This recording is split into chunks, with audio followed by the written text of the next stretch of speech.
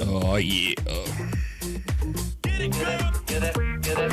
Dance with me. You know, still strange. Hello, hello, hello. Welcome back one and all to another Second Order Chaos stream. My name is Rando, and I have a bit of an echo because of how I have to set up this garbage fire of a video thing. So hopefully that's not too distracting. Let me see if I can mute myself on here. Perfection. Well, welcome everybody. My name is Rando. This is Second Order Chaos, and I haven't super fucked up anything yet, which is really out of sorts for me because usually there's a giant fuck up in the beginning. I'm waiting for the chat to be like, "Oh no, bro, you forgot X." Well, welcome, and I am very. Dude, like, I'm super excited. I love when I get to interview people that make me laugh. And my guest tonight is certainly one of those people. Oh, damn it. I can't even go to my YouTube. Fuck you. All right, fine. Oh, never mind. See? Fucked one thing up already. My guest tonight is just a person who I met on Twitter. I don't even know why. It's probably because she posted something funny, which she does, like, literally every single day. And plus her handle is, dude, do I really have broccoli in my teeth? Please don't fuck with me like that. I don't need that right now. It is, well, her headline is Your Mom Fixes Airplanes. Viper Mom 149. Okay. Yep. Oh shit, I remembered something. Well, yep, good job. Welcome to my show. Like, thank you for, like, believing that this wouldn't be a complete shit show. And you're like, oh yeah, I'll come on. First of all, why? Like, why do you want to interview me, weirdo? It's because you make me laugh. And plus you fucking, so, like, I kind of get the, by the way, let's start off with the best story that I've ever had of a guest ever coming on my show, about why they had a bad day, or so that they got in this particular. By the way, do you want to say your real name, or should I just call you Viper? Just call me Viper. Viper is perfectly fine. Is Viper like a call, like? So do you fly? No, I don't fly. Okay, so, like, do the airplane fixers get call signs or no? Well, we have, like, radio handles and stuff, but we don't have, like, things that we call each other like cool pilots and stuff do.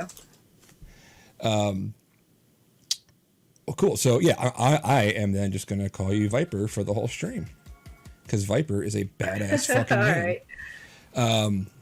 So we got on, and yes, she did see me get to do my makeup, which I try really hard to avoid. Like, get. And I was like, no, I was all disgusting from doing manly yard work. Ew.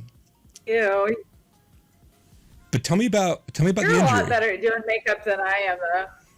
So it's kind of dumb, but I guess kind of typical. So we were working on the airplane today, and I have to do something. Well, I had to hook up what's called an ECS hose. And so it's underneath the main landing gear. It's this big ass air hose. You take it from the electrical generator, then you hook it up into this port underneath the under the main landing gear. So I'm down on the ground, crouched down, and I'm pushing this thing up into it, and then I get it connected. I stand up and turn around. As I'm turning around, I run into this door that's open, that's always freaking open. It's always there. It's never not been there. I just, for some reason, decided it was a good day to run my face into a freaking airplane. So I did that. And I immediately went like this. And while I was deciding if I was hurt or mad, a guy was talking to me and he was like, "Hey, are you bleeding? Are you hurt? What's going on?" And I was like, "No, I'm not bleeding." And as I'm saying that, I'm standing up, and then all this blood just immediately runs down my face. And I said, "Oh, yeah, I guess I am bleeding." So he goes, "Okay, do you see stars?" And he starts asking me all this stuff. And I was like, "No, I'm fine. Got 5 stitches so right there." So you shared with me the picture. Am I allowed to put that up on stream or no? Yeah, go for it. Oh, cool. All right. Well, that's going to happen in just a couple of minutes as I get this set up because holy shit, it was pretty awesome. Desktop. Yeah. What the hell? Here it is. I was a little bit disappointed though because there was not as much blood as I was kind of going for, but it's whatever. You were hoping for more blood. Hell yeah. Oh, what there be blood. Why is this save image as Danny's fucking up already? So, so let's just start from the beginning. Like, what do you do? So, because like your profile lists a bunch of like you're a penetration tester. So like you're a hacker. By the way, this is as close, hackers, as we're ever going to get to owning a hacker airplane. So let's try to play our cards correctly. Yeah. All right. So my penetration is way different than your penetration. So I'm communications, navigation, and penetration aid specialist. That's what avionics is in a nutshell. I see me laughing. Anyway, the penetration aids is just stuff that comes out of the aircraft and penetrates the target. So the shooty kill stuff. Wait. So, I'm sorry. So you're. Wait, go over that again because I'm very stupid. All right. So it's communications, navigations, and penetration aids. So, and then penetration aids are the shooty things that come out of the aircraft. Penetration aids. That's awesome. Yeah. So I want to make T-shirts for my shop that say "Comm, Nav, and Penetration Specialists." That's amazing. By the way, the picture of your what kind of bite did you call it? The Viper bite, or Falcon bite is what it's called. The Falcon bite is, by the way, FYI, I hope nobody's squeamish. It's not a lot of blood. I've seen my son. It's not that much. There could be more. Yeah, I've seen my my son bleed more off of a Lego. So, but no, like that's weird. Like so I have an awful story. And God, I have so much to ask you. I find you fascinating. Was quick story about like how much blood can come out of a face from like a very minor abrasion. I remember back, I was like maybe 8 or 9 years old, and we were playing with this neighbor kid, and like dummies that we are, there was like this big long tube, kind of like those tubes that they lay to like put like conduit in the ground, and then like it was the diameter was like fucking this, like whatever this is in diameter, that's what it was, and we were chucking rocks through it. Just at each other because fucking why not? And I nailed my friend, and he's like, "Ow!" It didn't hurt. Didn't seem like it hurt that much, but he comes out and it hit him. I got him right between the eyes with my own penetration aid, and there was just fucking blood. I was like, I thought he was dead. I thought he killed him. Somebody in the chat said. Penetration aids sounds something like the badass army would use as a slogan. They penetrate hard. So how did you get in? So are you active military? Yes. And how did you get into this line of work? And right. and how did you end up on like hacker Twitter? All right, so this is all, my life is freaking crazy roundabout story. So before joining the military at 33 years old, I was a stay-at-home mom, and I also ran a photography business. I was a part-time photographer, and I had a pretty good thing going, but I kind of started, I was married for 8 years total. I was with him for 6. And throughout our marriage, I kind of noticed some major inconsistencies. And I was like, I should probably protect myself for the future. And one day I was driving around town and I heard this ad for the Air National Guard. Well, I was like, all right, cool. That's a part-time gig. So let's go see what that's all about. So I joined the Air National Guard, and as a avionics test station and components guy, which is really big old computers that run off of, they're like Unix-based systems and stuff. And so they test the parts that belong to the F-16s. So anyway, we ended up getting a divorce. I ended up working there full time. And then my job got remanned, got cut back. And now I work on the flight line with the F-16s. And they make me bleed almost every single day. So it's cool. I like it. So yeah, I don't know how I happened across this is awesome. Fucking I still can't get past penetration the penetration specialist in your bio. So the way I got onto Twitter hacker, I kind of have an inside joke with myself and nobody else. I'm like, I socially engineer these guys. I am the hacker social engineer. So my friend Andrew, the one I was telling you about earlier that was watching your time. Hi Andrew, he sees me. He moved several states away from us. And I drove with him to this new state. And as my last day there with him, we were sitting in the car listening to this podcast that he and his brother listened to called Darknet Diaries. Ah, yes. And and the episode we listened to was the VTech one. And as soon as he started talking about that, I was like, holy shit.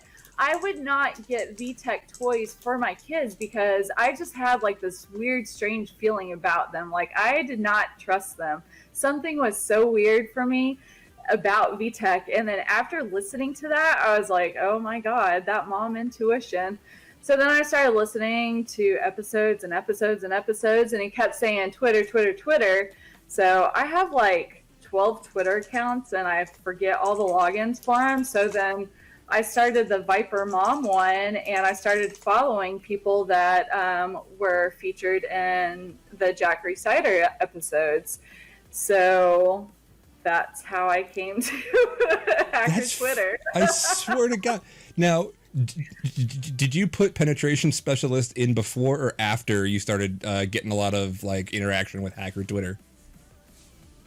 That was after. That is actually a very recent thing. I think I added that maybe a month or two ago. So I mean, because I'll admit, because like I saw it and I've been meaning to ask you, but then again I didn't want to because I wanted to save it for the stream. I'm like, well, how do you work on airplanes and also do pen testing? Because I thought that just meant you were a penetration tester. I was like, the fuck kind of job do you have? So, funny story about all of this is I just I don't know what the word is, reenlisted. I just signed up for college again. 15 years ago, I was enrolled in college as an English major.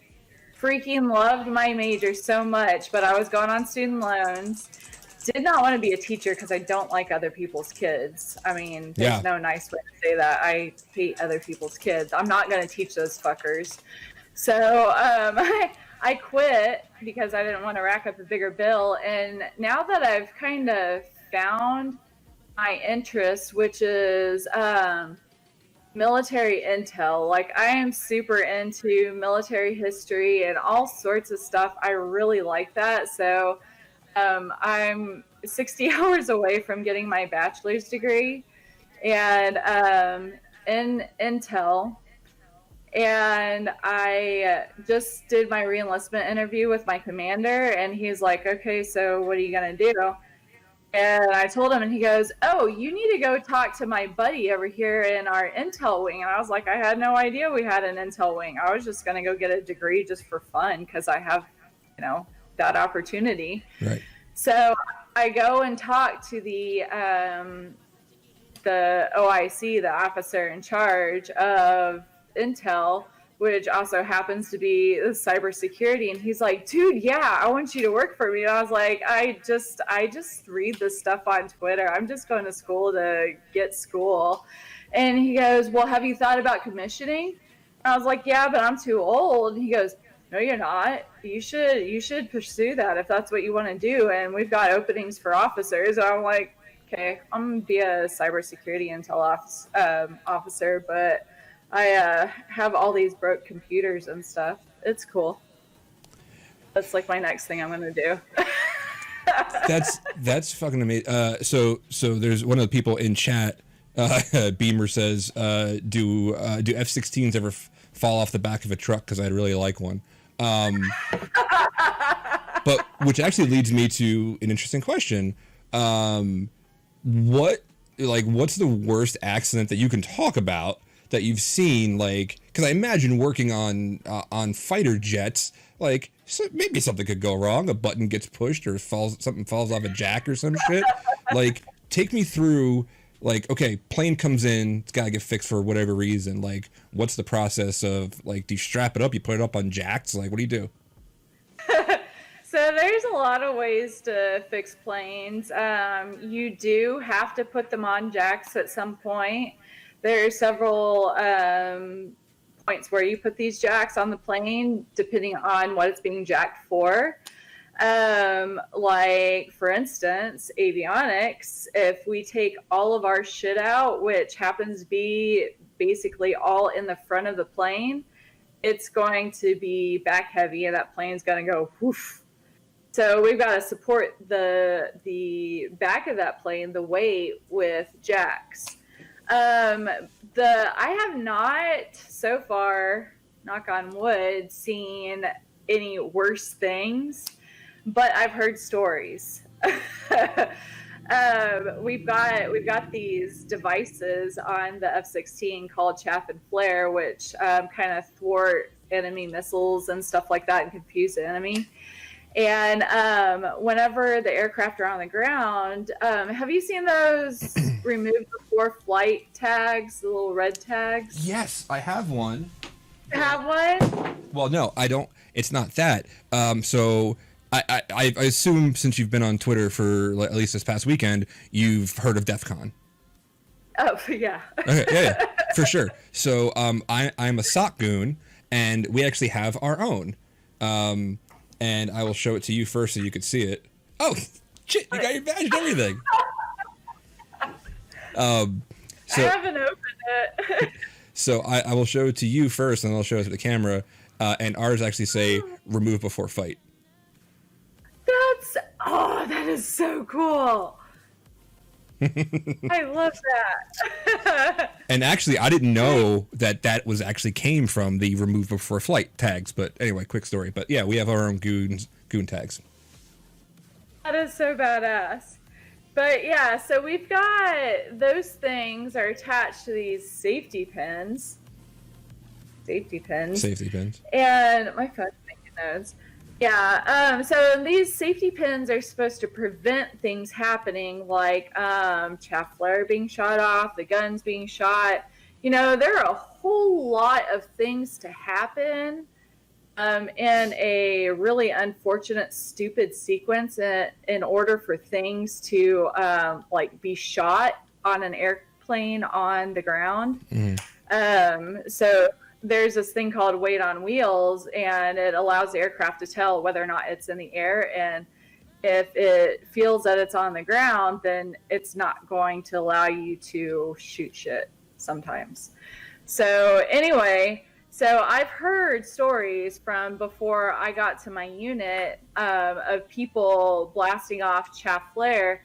And this stuff, crap, I'm not going to think of what it's called right now because I'm trying to tell you. But it burns so hot that it melts holes in concrete. And so it just melts a hole, like big-ass craters in concrete. And people have shot that off before during maintenance. And apparently that's frowned upon in some circles. Whatever. Where's the, like... have you ever been like emergency deployed somewhere to be like, this shit's fucked up and we need somebody to come and fix this right now? No, that has happened. I've not been the guy to go, but yeah, that happens, and it's not usually like a oh my god, everybody's gonna die type of thing. Those kinds of things, like the stuff you see in the news, fortunately is really, really rare. But you know, stuff happens, like something goes on with the plane and it's not flyable all of a sudden, so the pilot will land it and then they will deploy a team of, you know, 1 or 2 avionics guys, because it's almost always avionics, and then some other guys like crew chiefs and stuff, and they'll go out to wherever it is, they'll fix the aircraft, and then everybody will fly home and call it a day. So like, where's the weirdest place that you've heard of a plane having to land? Like, got to do this now, got to do it here.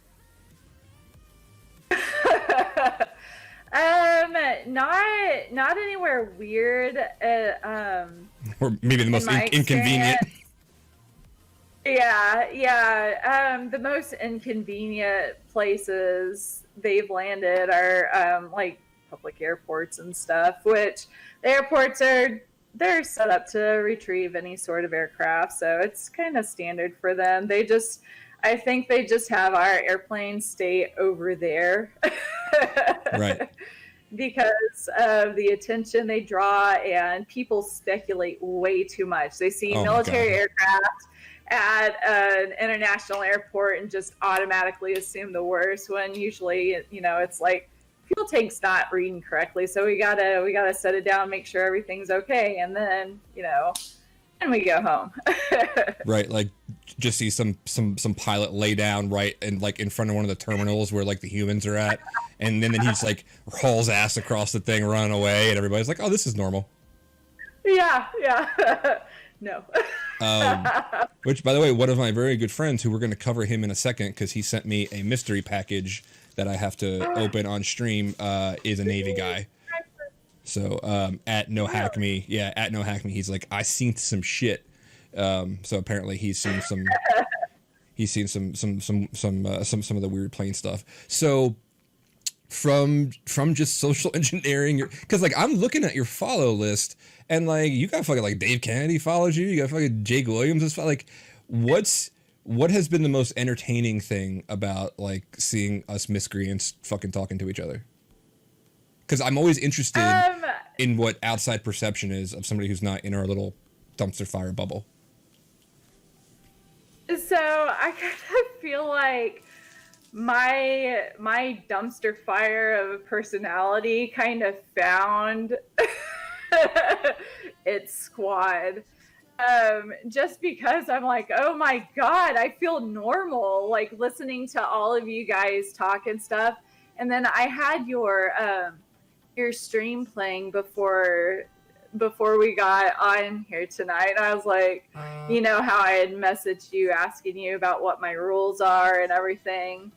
I was worried about my mouth because I I don't check myself. No. Yeah, I don't pay attention to myself. And so as I'm listening to you guys talk and go through the presentations, which I'm assuming I don't know the whole thing behind that, but what I'm assuming is somebody created a slideshow and then picked a random person. That person had to present the slideshow. Okay, so I nailed that. That was pretty good, and I learned some new phrases that were amazing. And I squealed a little bit, but I was like, that's what we aim for. Involuntary squealing. Yeah, so just stuff like that. I really like it. And then the thing I love the most so much about this community is the freaking cohesiveness. You know, there's always the random asshole that just likes to fuck stuff up. Like, I was reading something last night. I'm not going to be able to think of who all was involved, but it was hilarious because it was this kid. Obviously, he's a kid, and he's like, oh, you guys don't know what you're talking about. And, you know, it's a bunch of girls. He was basically attacking InfoSec girls. Oh, yeah, that had to do with Ian Coldwater. They were laying down the law to some little dipshit. Yeah, and so I read that whole thing, and I was like, this motherfucker. And I just love how all the people are like, this dude just doesn't even know, does he? And I'm like, I don't know, but this dude definitely does not even know. Like, how the fuck? He did not do, like, 2-click research. That's all he needed to take to know that he was way out of his lane. Yeah, and I had people messaging me, like, when you pull that kind of shit, people already know where the guy works and that kind of thing. So, maybe don't do that. But yes, we are a very tight knit community, both supportively and sniping at each other. So yeah, and it's the support that got me the most. When I love how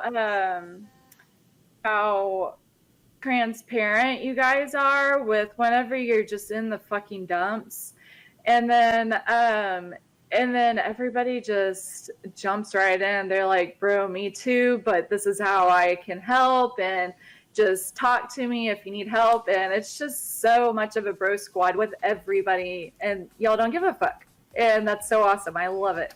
Yeah, that's kind of in our charter of not giving a fuck and at least and being supportive of each other. But yeah, there's been a huge uptick in the past few years, especially with people like, I don't know if you've happened across Amanda Berlin, Info Sister.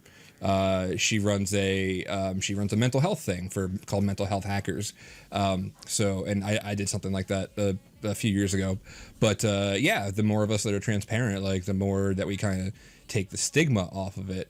How is that compared to like the military? I've always gotten the vibe that's kind of like you just don't talk about that kind of shit. So it's getting a lot better in the military. I can say that for a fact. I actually have a long experience with having to be in mental health therapy myself for things that don't have to do with the military. It was stuff that had to do with way before. And everybody's been very, very supportive. I've never had any sort of repercussions, no negative fallbacks. Everything has stayed very, very close and secretive. It's laid with my first sergeants. We have a DPH, which is a director of psychological health. And then we've got an excellent psychology group on base. And so, it's been really good. And I've noticed that I get really stressed out sometimes, and I'm for the most part great at managing myself, managing my emotions, but then there's just times when I can't fucking do it, And so I've blown up twice at work. Not literally. Not literally. Not literally. I'm still here. All my blood is still inside my body, as well as all my other organs. I was gonna say, because like, did not blow up. Be like, gee, stress. You work on multi-million-dollar airplanes that could go boom. Yeah, what's fucking stressful about that? Man up. Yeah, right.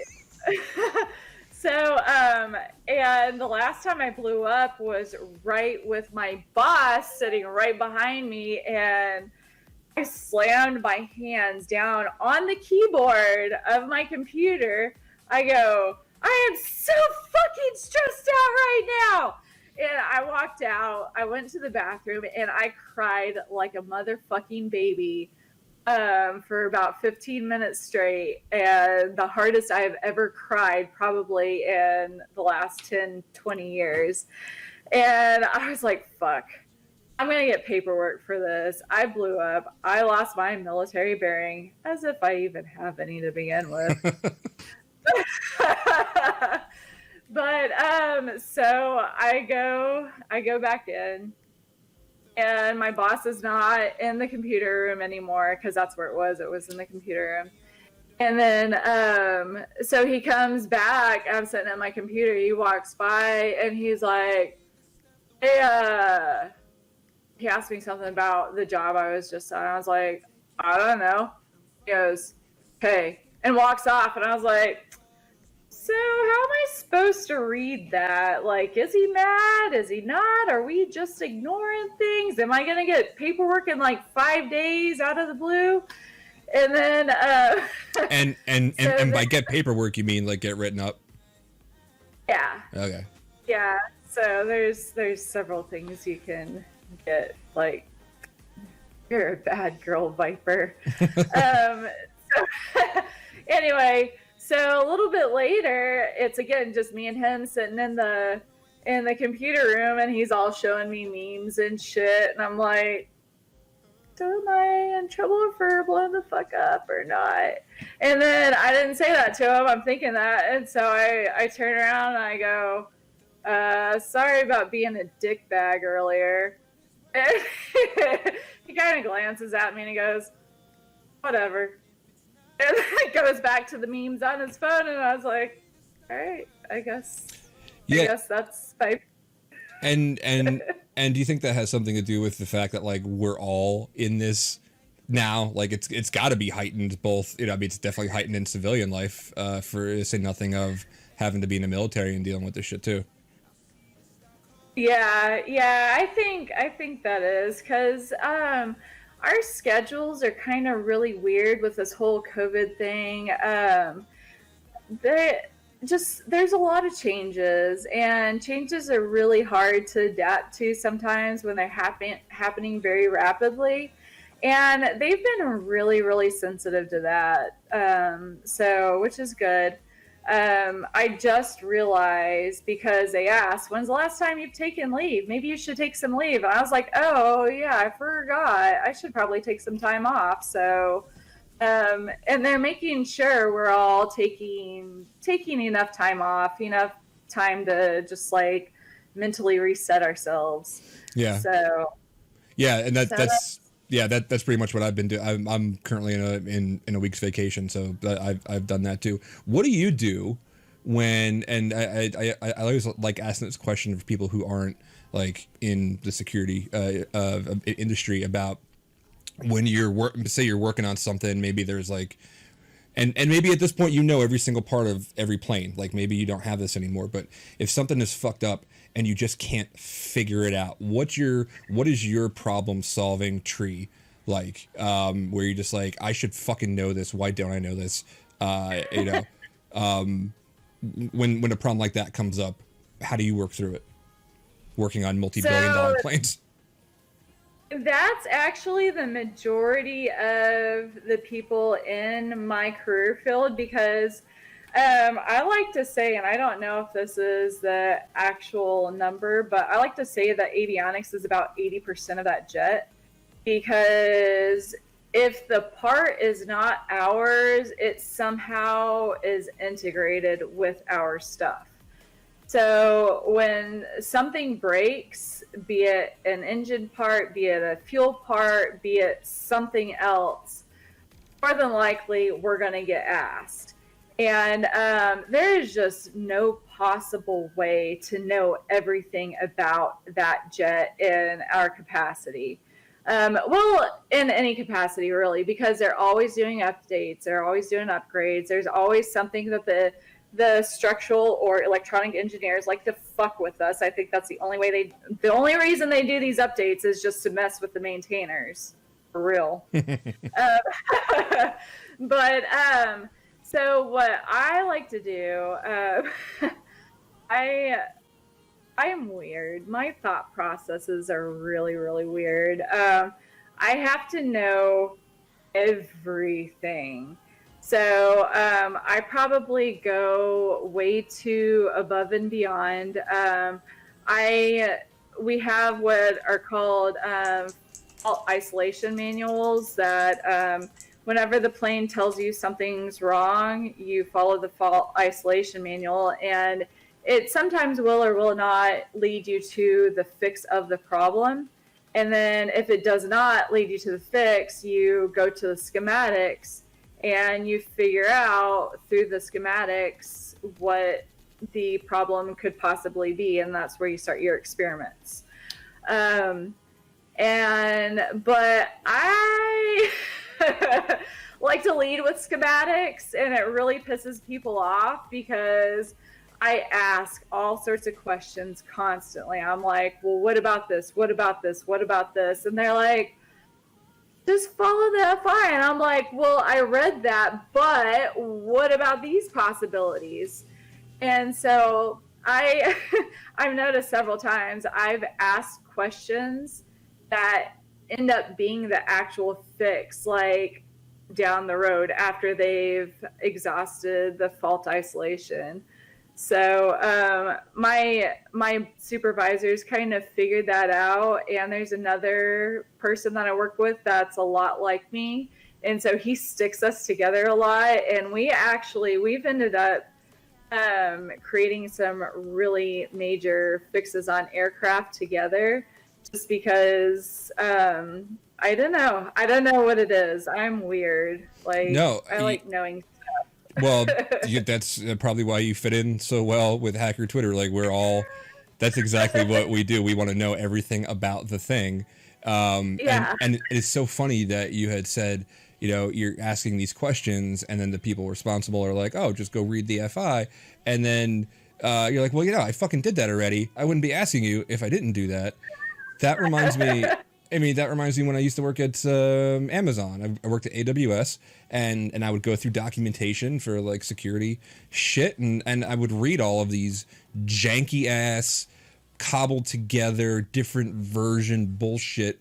And then I was like, oh, I work here. I'll just ask the person who wrote it.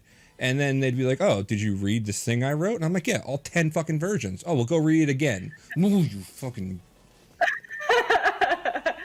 Yeah, I've gotten to where I start making cheat sheets for myself based off of the notes that I've made. And it's all stuff that people ask questions about constantly. And I'm like, I wrote it down. Here's my shit right here. So we've got this this binder that I've created called a quick reference list. And it's got everything in it, and then I started adding my own personal notes, and people use those constantly all the time, and they're like, yeah, I don't know who made this, and I'm like, I did, my name is right there. And they're like, oh yeah, cool, well yeah. And then it just updated all of a sudden, and I was like, yeah, because I added more shit to it, so I printed more out, so it's right there. You're welcome. But there's somebody in the chat who just asked a question that I don't want to forget. RF Miscreant says, will you be certified as an aircraft mechanic when you get out, or do you need to pass a test for the FAA? So, I can opt to take FAA certifications and stuff. Being in the military, we don't have to because I guess the nature of our training. But I do. If I do want to go work commercially for like Boeing or Lockheed or whatever, well, Boeing and Lockheed would probably take me as I am. But I do have that option. Not right now, so I couldn't go work for any sort of airports or anything like that. But yeah, there's that option. It's just an option. It's not something that they just give us once we pass our mechanics school. Oh, I also wanted to ask you, during DEFCON this year, did you spend a lot of time in the Aerospace Village?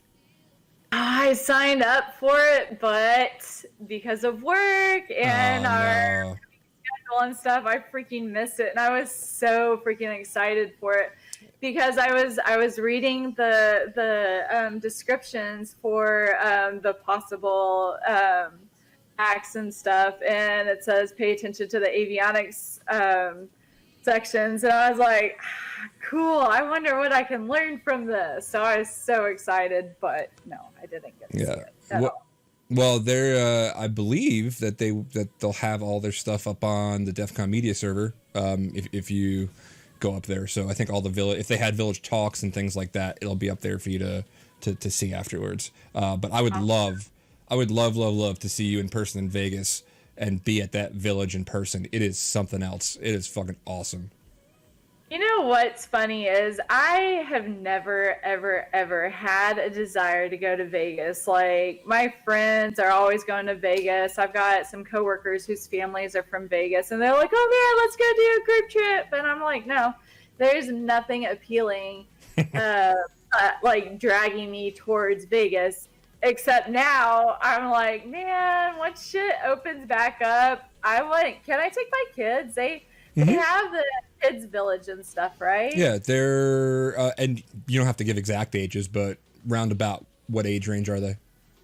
So I will, because I refer to them as their ages on Twitter. They're 11 and 13. Oh my God, they would have a blast. There are a lot of people who bring their kids. There are tons of stuff for the kids to do. Kids villages. There's in the SE village, which you will like. There's the kids SE village that they have and content and things like that. So yeah, absolutely, people do that all the time. Yeah, so my 11-year-old, he's decided that he really, I downloaded from, what is it, the Humble Bundle? Mm-hmm. I got all I want to say it was Gab Smash that had posted it when all the Python books were on there. Sure, yeah. I bought and downloaded all those bitches. So I've got the Python for kids and all that kind of stuff. And so I printed him off just the very first section of Python for kids when it's introducing him. He memorized those like 4 pages or whatever it is. And I was like, oh, this kid. But he's obsessed with lock picking. He wants to learn he watches lock picking YouTube videos all the freaking time. And well, he's come to the right place. Yeah. So where's that book? Hold on. I have books and stuff. I'm a mess. I am an absolute mess. If you could talk to any one of us at any given time in any of our home offices, and you'll get the same thing. Man, she is one of us. She's absolutely one of us. So I can't find it, but oh shit, Marcus, I am so sorry, I cannot remember the name of it, but it's Marcus Carey's book, The Code for Kids. Mm-hmm. Coding for Kids. He sent us one of those, and I gave it to my 11-year-old, and oh my God, he just about shit his pants. He was so excited to get that. Well, I have 8 million Humble Bundle books that I have never ever touched. He's welcome to any of them. Awesome. Hey, speaking of giving people stuff, because I am running a little bit out of time almost. I do really want to do so. In the chat, my good friend No Hack Me, Mick, sent me something in the mail, but he was like, "I'm not going to tell you what it is. I want you to open it live on stream." So he's the former Navy guy that I told you about, and he was like, "Well, you should open it at the beginning because if you cry, I want to see you go through the whole show." So, if you wouldn't mind doing a little bit of a mail call with me before we left. Hell yeah. All right. Let's see what I can't even tell. It's not ticking. It's not, yeah. Okay. That's a good sign. Yeah. So do you have like a male theme like Blue's Clues? What's that? No. This is literally the first time I'm pulling, because nobody sends me anything. Why the fuck would I do that? I send people things, but nobody sends me anything, and that's fine. People should send me something, though. All right. What is this? What is it? What is it? I'm so excited. What is it? It's a patch with Cyber War veteran on it. Cool. You're so badass. Sweet, Mick. Let me see.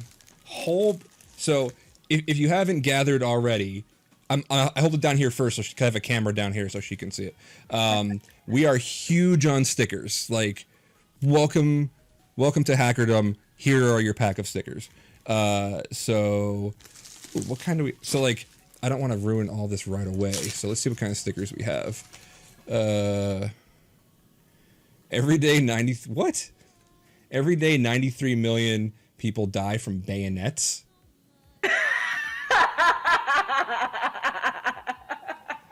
Ban fully semi-automatic guns.wtf. That's amazing. I love stickers. What is this? Oh, this is cute. This is a crisp cyber high five card that you give to somebody when they just need a high five. How adorable. Thank you, Mick. All right, let's see. He said there's something in here that might make me cry, so I wonder what that's going to be. Jesus, what did you do, bro? More sticker. Let's see. That's a lot of stickers. Yeah, for Jackson, you got a little Home Depot pin. Very cute. Oh. Presidents are temporary. Wu-Tang is forever. Oh shit! Hold on. We got more stuff. Hey, by the way. By the way, while we're talking about stuff, being in the military, do you do the whole challenge coin thing? Do you have any challenge coins? Yeah, I have a drawer full already.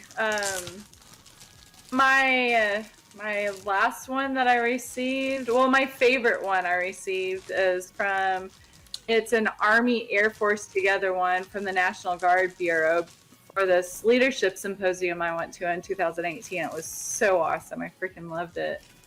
Yeah, we're very big on the coin, because we have a lot of hackers and stuff, and people in like InfoSec are all like ex-Fed, ex-military and things like that. Oh, he even sent me another goon tag. I noticed. Another goon tag. Woo! Yeah. Maybe I could do that. A Fido Titan security key. Thank you, Mick, for that. Speaking of coins. Oh shit. Another little. This is, I think, from Mick working at the White House. Cool.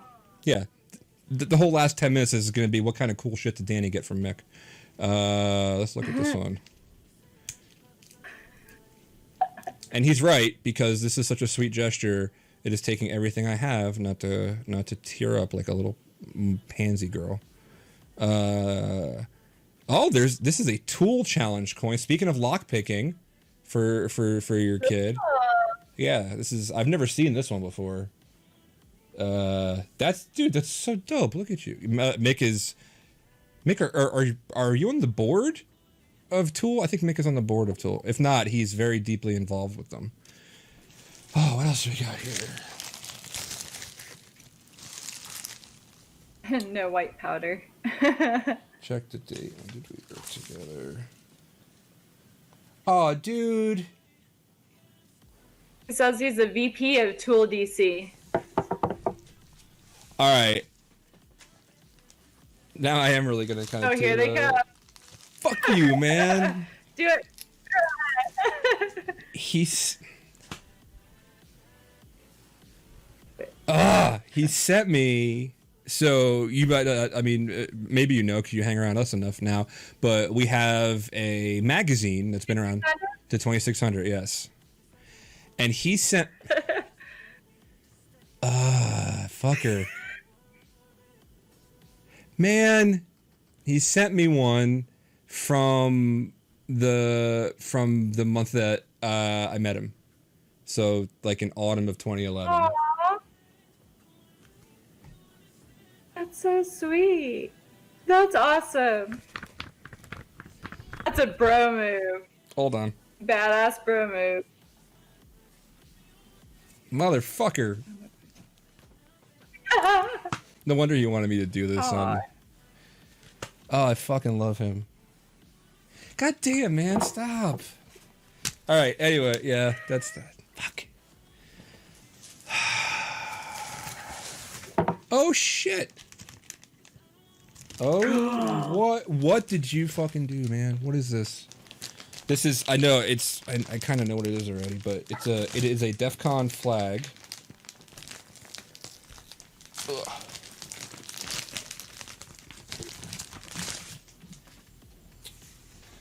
Oh, look, he folded it. He folded it up. He folded it. Yeah. I'm not even going to unfold it, because, like... Mick, should I keep it folded? That's a good fold. Yeah, that's a really good fold. Damn, man, thank you. I don't want to unfold it unless there's something special on the inside, but this is special enough as it is. Unfold it, he says. He said unfold it, yeah. Unfueled it. Unfueled? Come on, man. All right. So there are... Oh, you fucker.